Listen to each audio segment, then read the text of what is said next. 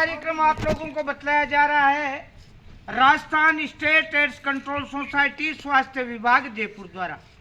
तो आप लोगों को जानकारी दी जा रही है कि भाई HIV क्या है और एड्स क्या है। तो HIV एक वायरस है, एड्स उसकी अवस्था है। HIV का वायरस जब अपने शरीर में प्रवेश कर जाता है, शरीर को कमजोर कर देता है, रोगों से लड़ने की शक्ति को नष्ट कर देता है और कई प्रकार की बीमारियों का समूह हो जाता है, उसका नाम एड्स है। तो इसको जानना जरूरी है, इसका बचावी उपचार है। ये लाइलाज बीमारी है, अभी तक इसका कोई पुख्ता इलाज नहीं है, तो इससे डरना भी नहीं चाहिए।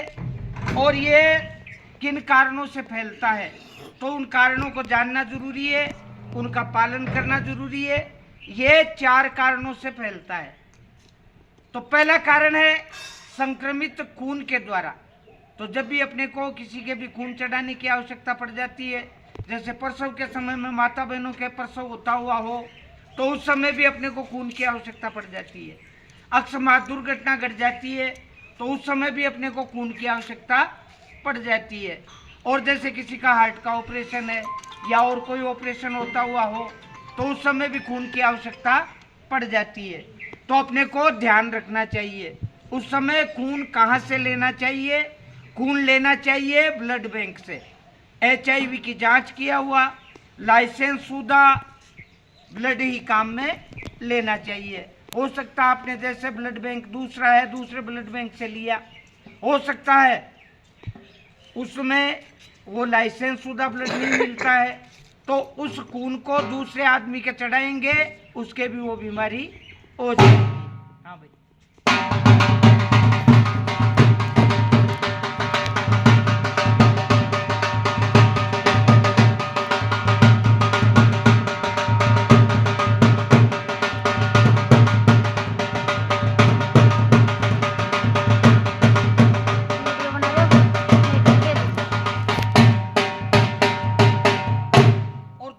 कारण है संक्रमित सुई के द्वारा। तो जब भी अपने को किसी के भी इंजेक्शन लगाने की आवश्यकता पड़ जाती है, जैसे सर्दी जुकाम हो जाता है, बुखार हो जाता है, तो उस समय इंजेक्शन लगाने की आवश्यकता पड़ती है। तो उस समय भी अपने को ध्यान रखना चाहिए, लगाई हुई सिरेंज काम में नहीं लेना चाहिए। हालांकि ऐसा नहीं होता है, जैसे डॉक्टर है, नर्स बहन जी है, लगाई हुई सिरेंज काम में नहीं लेते हैं। पर बाकी कई भाई लोग ऐसे हैं जो सिरेंज के द्वारा सिरेंज में नशीला पदार्थ भर करके आपस में ग्रुप बना हुआ रहता है, उसके द्वारा नशा करते हैं। तो इसलिए बताया है कि भाई हर बार नहीं सिरेंज काम में लेना चाहिए। हो सकता है जैसे पहले आदमी के सिरेंज लगाई और उसके HIV एड्स हो सकता है, HIV एड्स न हो करके और कोई दूसरी बीमारी हो सकती है, तो दूसरे आदमी के लगाएंगे सिरेंज तो उसके भी वो बीमारी हो जाएगी। हाँ।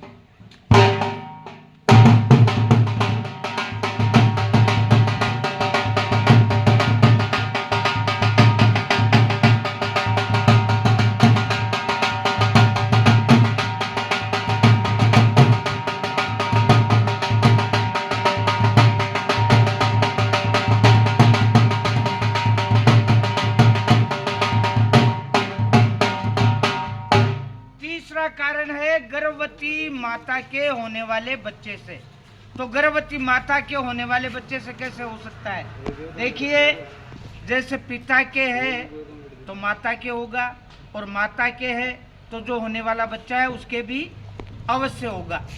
तो अपने को ध्यान करना चाहिए, गर्भवती माता बहन चाहे अपने घर में है, परिवार में है, चाहे पड़ोस में है, उसकी नज़दीकी अस्पताल में ले जा करके HIV की जांच करवाना जरूरी है। उसकी जांच करवाने से ये पता चल जाता है कि भाई ये HIV एड्स की पॉजिटिव है, तो उसका प्रसव जापा सरकारी अस्पताल में डॉक्टर की देखरेख में करवाना जरूरी है। डॉक्टर की देखरेख में प्रसव करवाने से जो HIV एड्स की पॉजिटिव महिला है उसको तो HIV से नहीं बचाया जा सकता, पर जो होने वाला बच्चा है उसको डॉक्टर अपनी देखरेख से HIV से बचा लेते हैं। हाँ।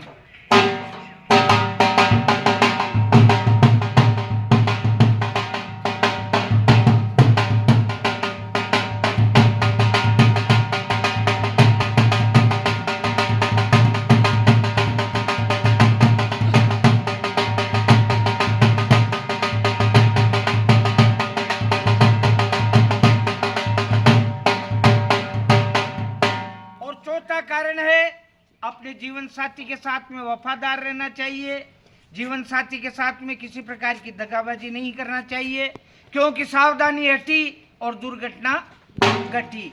ये 4 कारण है, इनको जानना जरूरी है, इनका पालन करना जरूरी है, और कोई 5वां कारण नहीं है। और जैसे कई भाई लोग हैं, जैसे अपने से दूर धंधा करने के लिए, मजदूरी करने के लिए जाते हैं और 4-6 महीने से घर पे आते हैं, तो उनको आप अवश्य ये कहें कि भाई पहले जा कर के अपने ब्लड की HIV की जांच अवश्य करवाएं। ये ज़रूरी नहीं है कि भाई HIV हो सकती है, वहाँ से और कोई दूसरा संक्रमण भी लेकर के आ सकते हैं, और थोड़ी सी भूल के कारण से जिंदगी भर का दुख मोल ले लेते हैं। तो ये 4 कारण है, इनको जानना जरूरी है।